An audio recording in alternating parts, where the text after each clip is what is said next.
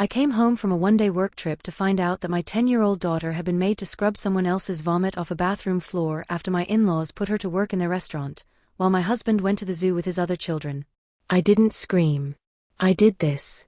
3 days later, there was a violent knock on their door. Hi. I'm Allison. 36, based in one of those small California beach towns where the number of tourists in July doubles the local population. I work as an office coordinator at a medical clinic. Badge, dual monitors, 100 emails a day. Patients think I just forward calls and print labels. Truth is, if I don't show up, the whole place crumbles in under 2 hours. You don't see me, but without me? Chaos. I have a daughter. Sophia. She's 10. Sweet, quiet, painfully polite. The kind of kid who says sorry before she remembers she was the one who got hurt. She tries really hard to be easy. For everyone. Even when she shouldn't. My, at the time, still technically, husband is Matt. He's the kind of guy who listens. Or at least pretends to. Nods in all the right places, sighs like he's carrying the weight of the world, might even offer you tea. Looks like care, until you zoom in. Matt had a previous marriage. To Rebecca. And yes, that name got mentioned in our house more than mine ever did. She was the one who left. He never got over it, his words. Said he wasn't ready to let go, took him a long time to heal. He has 2 daughters from that marriage, Isabel and Julia. 13 and 12 now. He loves them. I don't argue that. The problem is, Sophia never really fit into that family photo. She's quiet, low maintenance, and most importantly, not Rebecca's. That part seemed to matter more than it should have. Matt's parents, James and Brenda, own a beachside restaurant. According to them, it's a local treasure. They basically live for that restaurant. And for their memories of Rebecca. It's like they're still waiting for her to walk in with a bag of muffins and go, "Guess what? I'm home." As for Sophia, they tolerated her. Like a stranger's kid someone hands you for a photo. You can't exactly shove them off your lap, but you're not hugging them either. In their house, Isabel and Julia were the princesses. Sophia? The little helper. You're such a big girl, aren't you? Come help Grandma in the kitchen. I put up with that for 11 years. Why? Because after I lost my parents, I was desperate for family. I kept thinking it would get better. That they'd warm up to me. Or at least to her. Yeah. Naive. But sometimes hope is the only thing keeping your head above water. And then I got used to it. Stopped noticing all the red flags. It ended in one day. I had to go to San Diego for work. Just a supplier meeting, followed by some evening presentation. Same old people, same old talking points. Before I left, I asked Matt if he could handle things alone. He waved me off. Of course. And I believed him. That's on me.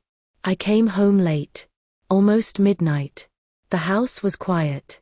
Sophia's room, lights off. Bathroom light, on. I peeked in. She was sitting in the shower. In pajamas. Hugging her knees, quietly crying. So quiet, I almost thought I imagined it. But no. I asked what happened. She didn't speak. A minute. 2. Then she whispered. I helped Grandma at the restaurant today. I'm really tired. There were a lot of people. Lori was yelling that she couldn't keep up. Grandma said I was big now, and I had to help.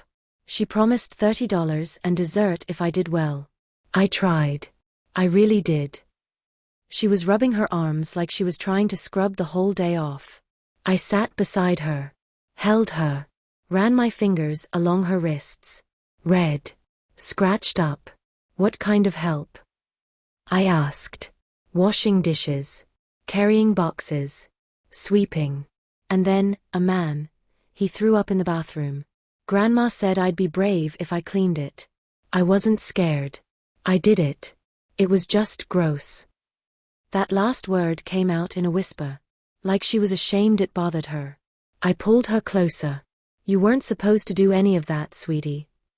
But Grandma said. Listen to me. If something feels scary or awful or wrong, you're allowed to say no. Even if a grown-up says you have to. Okay. She nodded.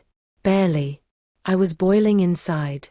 Every cell in my body wanted to grab my phone and say exactly what I thought of them. But there was one more thing I needed to know.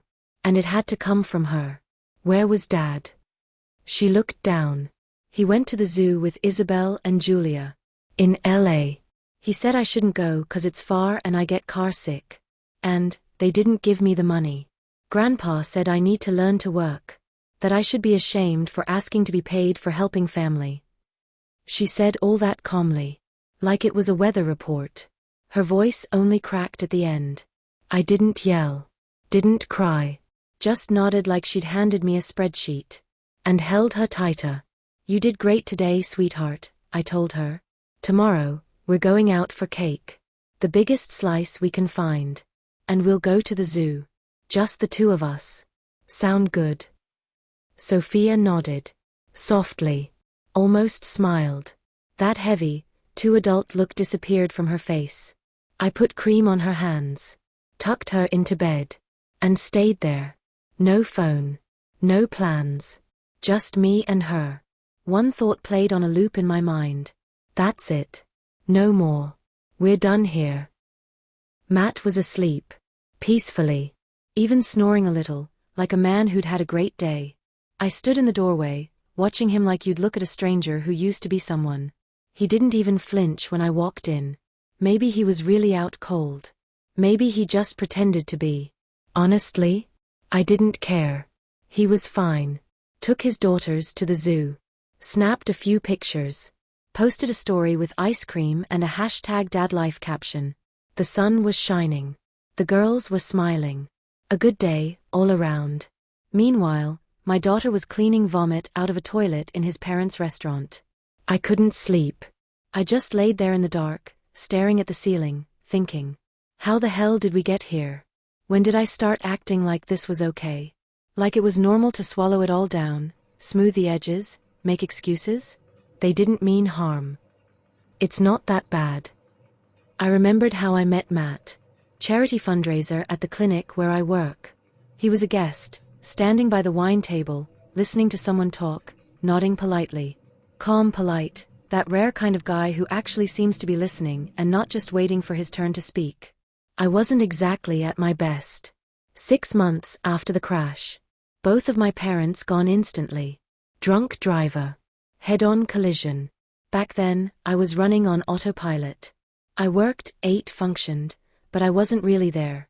Everyone else was drinking coffee, complaining about traffic, arguing over parking spots. I was just trying to breathe.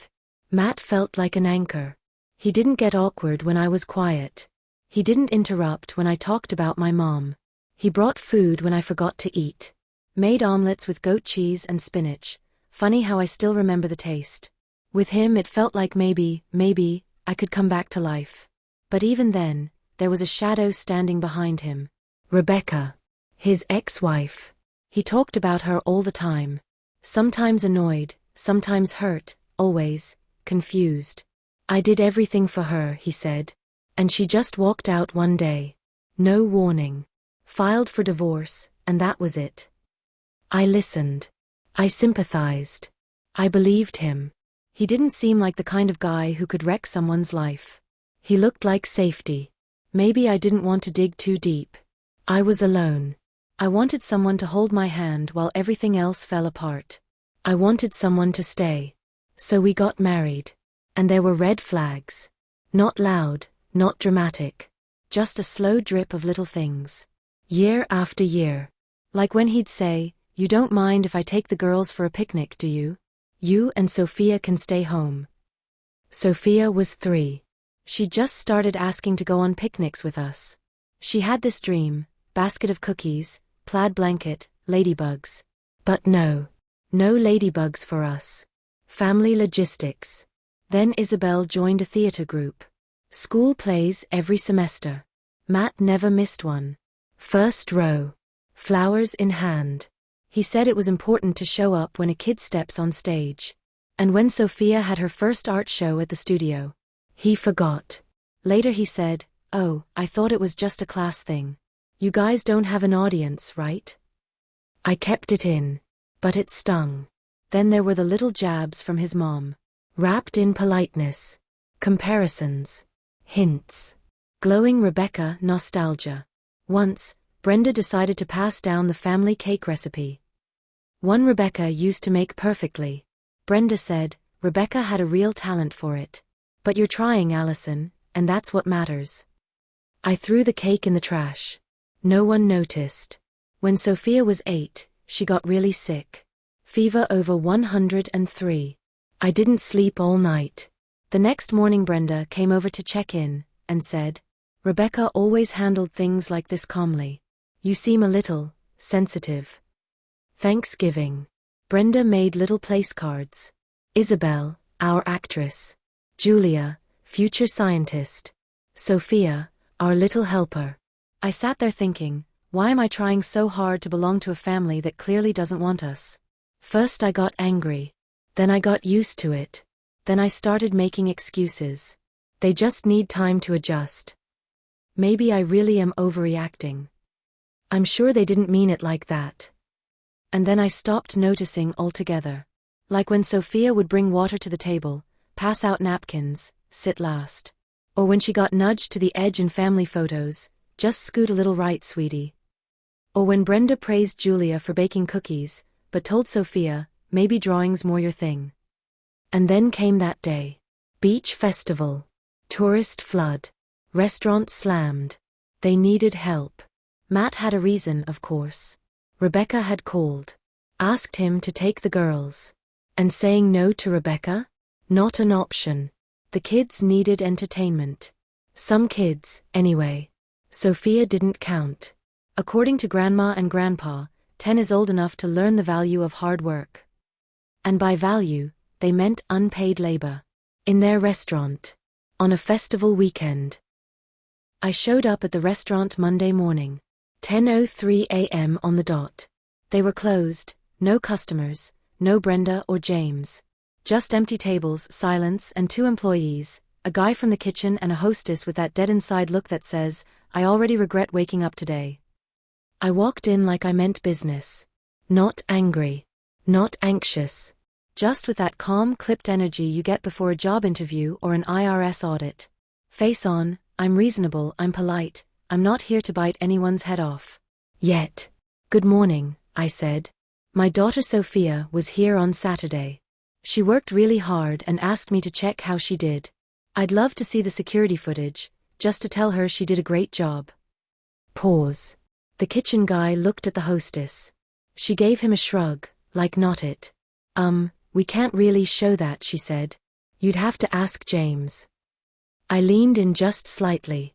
Lowered my voice, not threatening, just steady. Firm. Look. It's just a video. My daughter was here helping. I'm not here to yell, not here to start drama. I'm a mom. I just want to know what kind of day my kid had. Nothing bad happened, right? I'll take a quick look and leave. They glanced at each other. The girl sighed. Follow me. There were only cameras in the kitchen, back hallway, and loading area. No bathroom cams, obviously. So I didn't get to watch her scrub vomit out of a toilet. Didn't matter. I saw more than enough. The footage ran all day. I fast-forwarded with a shaky hand until I saw her. Sophia. Tiny. In a black apron that hung almost to her ankles, rubber gloves up to her elbows. Standing on tiptoes at the sink, reaching for a mountain of dirty dishes. Her back straight, arms moving fast. I couldn't see her face, but I know that posture.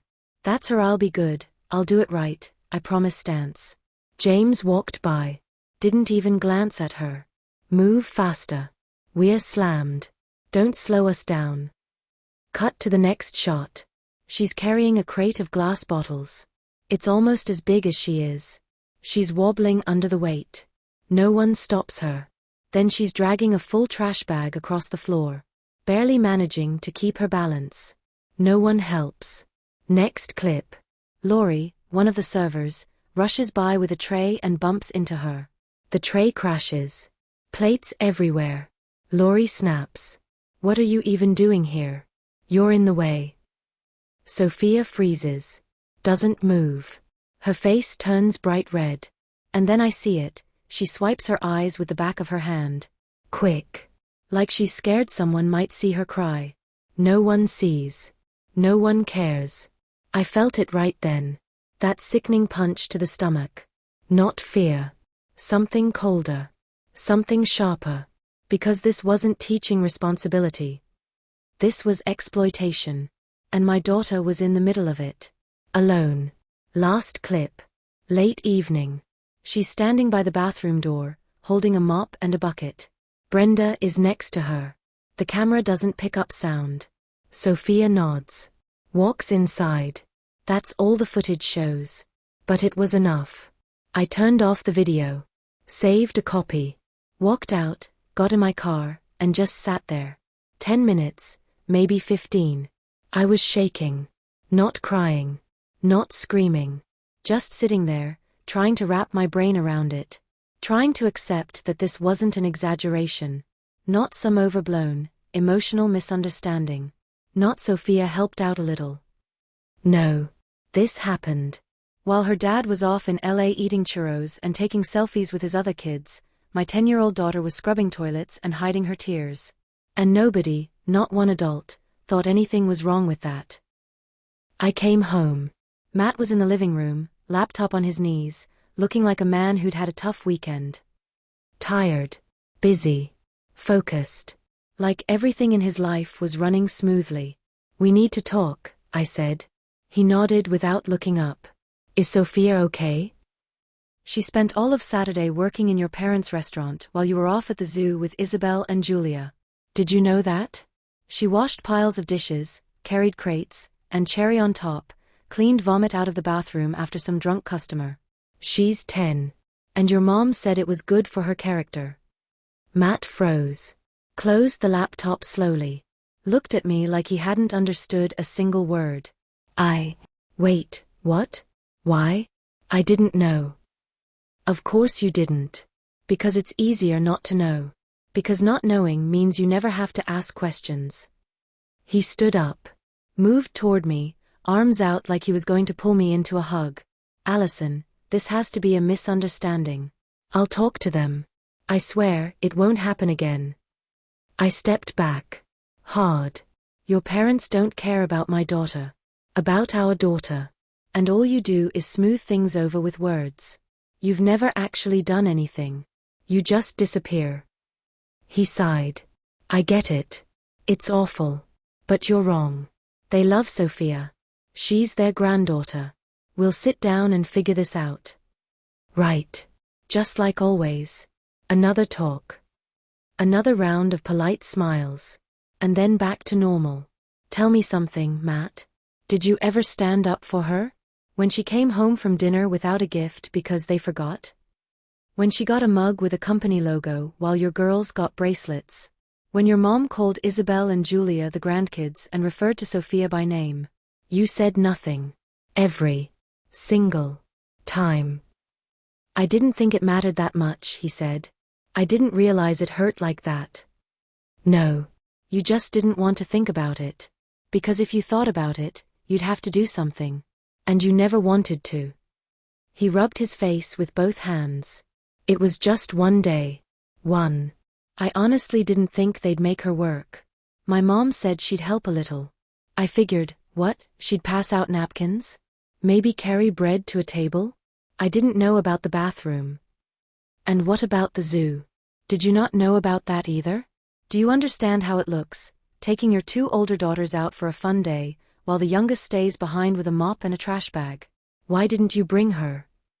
He swallowed. His voice dropped. You know how carsick she gets.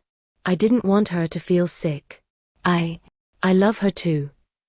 Then maybe pick something all your kids can do. Not just the ones from Rebecca. Sophia's your child too. Or does she only count every other weekend? He went quiet. Just stood there, looking for the right words. He didn't find any. It won't happen again, he said finally. I promise. I looked at him. Calm. No yelling, no crying. And in that moment, I realized I'd been waiting years to hear that promise. And even longer to stop believing it. I'm leaving. Today. Where? A hotel. For a few days. Then I'll find a place. Sophia's coming with me. He opened his mouth, closed it, said nothing. I packed fast. No drama. Sophia watched in silence, like she always did. In the car, as we were pulling away, she asked quietly, "Are we coming back?" I squeezed her hand. Definitely. Just not to them. The next day, I called a lawyer. Asked what the law says about what happened. The answer was clear. California has some of the strictest child labor laws in the country. And what happened to Sophia? Absolutely illegal. She's under 12. No parental consent. Heavy lifting. Unsanitary conditions. There's video. There are witnesses. Then I filed an official complaint with the Occupational Safety and Health Office. Included the footage. Dates, names. Wrote up exactly what Sophia told me, and what I saw myself. Matt called 4 times. I didn't answer. On the 5th, I texted back. Sophia is safe. We're at a hotel. I'm tired. On the 6th, I blocked his number. I knew he didn't know how to be alone. Not without his comfy little narrative, where he's the good dad, just a little overwhelmed. Where he plays peacemaker between me and his parents instead of their grown son who stays quiet while they call my daughter Allison's kid. But I was tired too. Not I need a nap tired. Bone deep. Soul deep. Sophia was eating ice cream and watching cartoons. In clean pajamas. In a clean room. In a place where no one was calling her the little helper. Where she could just be a kid. They thought I was still the good girl. The kind who keeps her head down. The kind who suffers in silence, but never speaks up. Yeah, they were wrong. 3 days later, the restaurant got a visit. Not from a customer. From labor inspectors. With paperwork. And consequences. That's when the phone started ringing. First Matt. Then Brenda. Then some random number I didn't recognize. I didn't pick up. The inspection lasted all day. They interviewed staff. Took the camera footage. By the evening, the story was already crawling through the neighborhood. Not in the press, through texts, voice memos, whisper chains. Something's up with Brenda. Cops at the restaurant. Something about a kid, apparently. Someone even messaged me on Facebook. From an anonymous profile, of course. Hope Sophia's okay. This is awful. I always noticed how they treated her. Stay strong. The next day, my lawyer called. Apparently Matt's parents had already lawyered up. They were claiming I got the footage illegally. Private property, no permission, blah blah blah. Said I'd done it behind their backs. And direct quote, the mother just didn't like that her kid helped her grandma. At her own request. I didn't say anything at first. Then calmly. Tell their lawyer if they push this, I'll leak the video online. Not from my account. Anonymously. Let them deal with public opinion instead of me. He was quiet for a second, then said, "You're surprisingly calm." That's because I'm not scared anymore. 2 days later, Brenda reached out. WhatsApp. From someone else's number. First a message. "We never meant harm." Sophia agreed. "Don't ruin the family over one incident." Then a voice note. Teary. Something about their license being at risk. The fines being devastating. That they were just trying to teach the girls some responsibility. Kids these days are so lazy. Said that she was scrubbing floors at 10, wearing an apron in her parents' diner. And anyway, don't you want Sophia to grow up strong? I didn't respond. Because Sophia already is strong. Too strong. Because she had to be. Then Matt found me. At the hotel. In the lobby. I was on my laptop, pretending to work, pretending to read reports. But all I was thinking was, so, now what? He walked over with the same look he always wore. The furrowed brow. That I'm tired but trying expression. Holding a coffee like it was a peace offering. "Can I sit?" I nodded. Flat. "I'm not here to fight," he said. I want to understand. Did you file the complaint?" I looked at him. "Yeah." He exhaled. "Why didn't you tell me?" Because you'd have tried to talk me out of it. You realize this is serious? It's not just a family fight. It's their business. They could face real fines. They might lose everything. Yeah. Is that what you want? Did you want your daughter scrubbing vomit off a toilet? He went silent. Fully. You could have stopped this, Matt. Years ago. You could have told them to stop asking Sophia to clear the table while the other kids watched cartoons. To stop sending her out of the kitchen when they baked cookies, just with the granddaughters. To stop forgetting her when they ordered matching Christmas dresses. You could have said, hey, she's a kid too. Not an afterthought. Not the help. He lowered his head. You stayed quiet. Because it was easier. And now you want me to feel bad. He shook his head. I wasn't perfect, I know. But I love Sophia. I really do. I don't know how we got here. Because you let it happen. Because you kept telling yourself it wasn't that bad. Well now? Now it is. I sighed. I let it get this far too. That's on me. But it's never happening again. Ever. He looked up. Are you getting a divorce? I met his eyes. Do you want to save your family, or just protect your parents? He didn't answer. Later that day, his parents filed a counterclaim. Claimed both parents, me and Matt, had verbally agreed. That Sophia had volunteered. That Grandma and Grandpa were just trying to involve her in the family business. That the mom, me, was overreacting. And then came the parade. Mother is emotional. Unstable. Makes mountains out of molehills. Projects her anxiety onto the child. No prior complaints on record. I laughed when I read it. Soft. Bitter. Breathless. They forgot to attach a photo of Rebecca, I told my lawyer. Or is she Sophia's mom now too? A week later, the restaurant shut down for renovations. Translation, pending investigation. Staff were put on leave. Inspectors went through everything, equipment, sanitation, payroll. They pulled every invoice. The rumors spread like wildfire. Their seafood supplier canceled the contract, temporarily. Then permanently. I rented an apartment. Small. 2 bedrooms. Bright enough. Faces a parking lot. Old fridge that hums all night. But Sophia laughs there. And that's what matters. They tried to settle. Through lawyers. Through mutual friends. Through Matt. If Allison drops the complaint, we'll fix this. Make it right. Money. Help. Some kind of arrangement. But I'm not a negotiator. And I'm not begging. I'm a mother. And a mother doesn't bargain when it comes to her kid. It's been a year. The investigation wrapped. The restaurant paid the fines. Big ones. The kind that makes small-town business owners sweat blood. They tried to hang on for a while.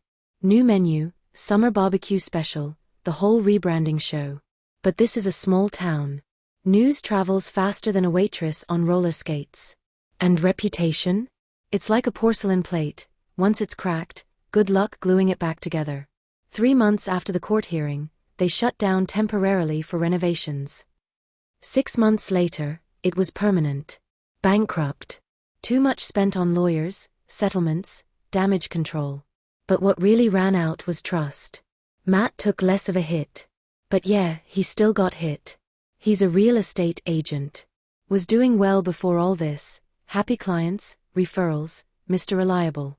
Then people started canceling. Some were polite about it. Others?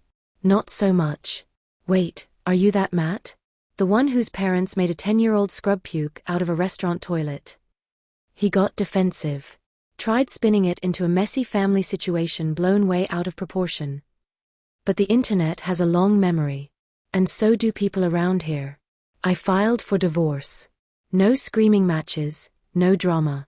He didn't fight it. Signed everything. The house stayed with me, it was in my name anyway.